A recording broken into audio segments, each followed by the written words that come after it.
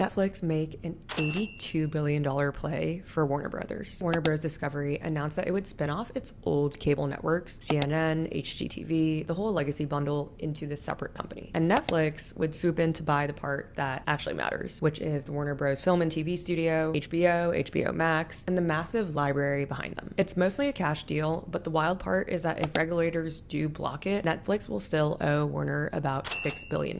The big question here is why now, and why such a big swing from a company that's historically not been that big on M&A? The main answer is that Netflix has global distribution and subscriber scale, but it doesn't necessarily have the same caliber of forever IP that fuels Disney and Warner. This deal would instantly give Netflix some of the most valuable franchises on earth: Harry Potter, DC, Lord of the Rings, Dune, and the entire HBO catalog. If Netflix wants to dominate entertainment for the next decade, it needs some of that cultural gravity. This wasn't just an offensive play though. It was also defense because Netflix wasn't the only bidder. Paramount, Skydance, and Comcast both wanted Warner, and if either of them succeeded, it would have created a very real competitor to Netflix. Another company with elite IP, a strong theatrical machine, and a streaming strategy. And so this is where the breakup fee becomes pretty strategic. Even if regulators come in and kill the merger, Netflix is basically tying up Warner for a year or two, which keeps Paramount or Comcast from buying them. And in that sense, the $6 billion check is almost like an anti-rival tax. It's expensive, but worth it if it preserves Netflix's lead. On Warner's side, it makes sense to sell because the company has been through a pretty brutal run of mergers. AOL, AT&T, Discovery, each of these add more debt and more complexity. And they're basically stretched right now between declining cable networks and a very competitive streaming market. By selling their studio and streaming assets to Netflix, it's a clean way for them to reset, pay down their debt, simplify their business, and give their assets to a buyer with the capital to actually grow them. And it also doesn't hurt that their CEO, David Zaslav, reportedly stands to make hundreds of millions if this deal closes, and he's far.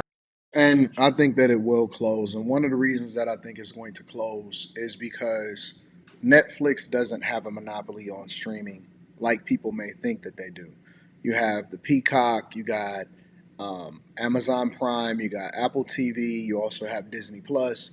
And one of the things that Netflix, it's almost like they had to buy it because if any of their other rivals and competitors would have gotten that IP and all of those franchises and that content and stuff like that, what would have happened is they could have possibly also blocked Netflix from licensing a lot of that content, similar to what Disney did when they removed a lot of their content off of being streamed and or licensed out to cable networks, and they used it only for the Disney Plus app, which I don't know if that necessarily really worked out for them because me and Woke actually forced people to start thinking about cancellations.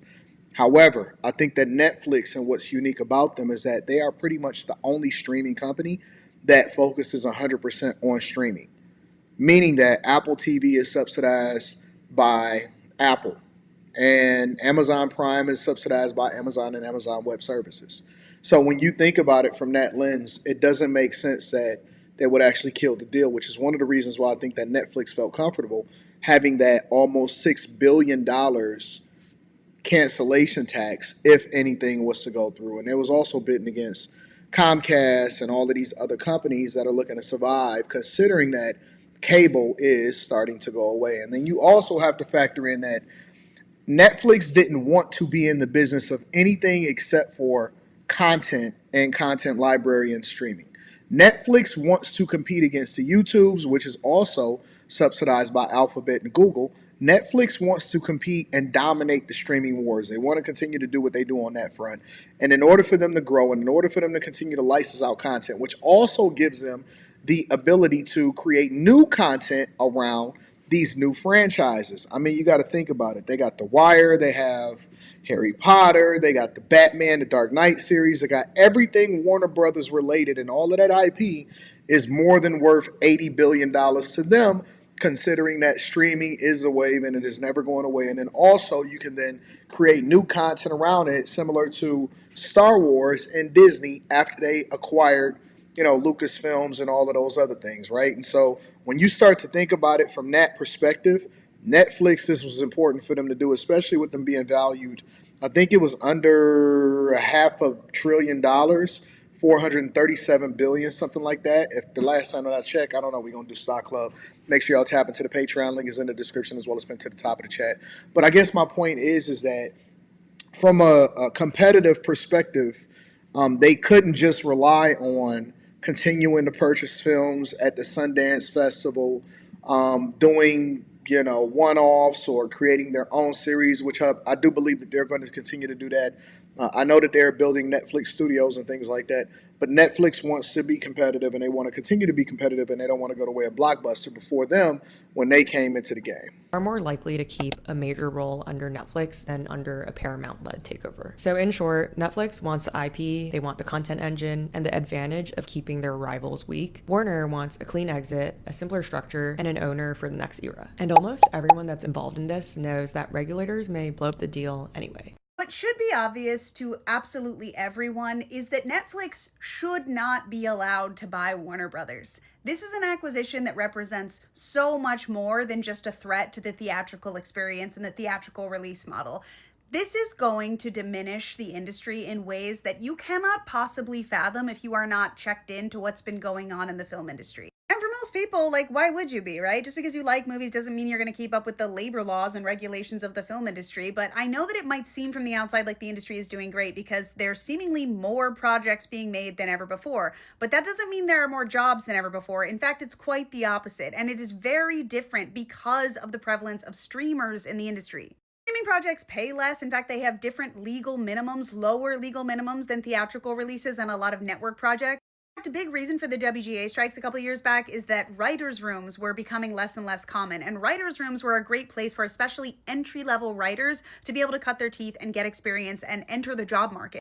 Streamers like to do instead is typically hire one or a couple of senior writers to write the entire project themselves, especially if they have a big name and it's a writer-director combo, because then they get the free publicity of this already well-known person, but it creates a job environment where basically you can't get into the industry anymore. It's impossible. But again, this is just one issue. Like, there are so many compound factors to this, like the fact that things don't really shoot in the United States anymore. The entire industry has been exported overseas where they get better tax breaks and they can have a better return on investment for the executives at the high level, which is something that is heavily prioritized by streamers.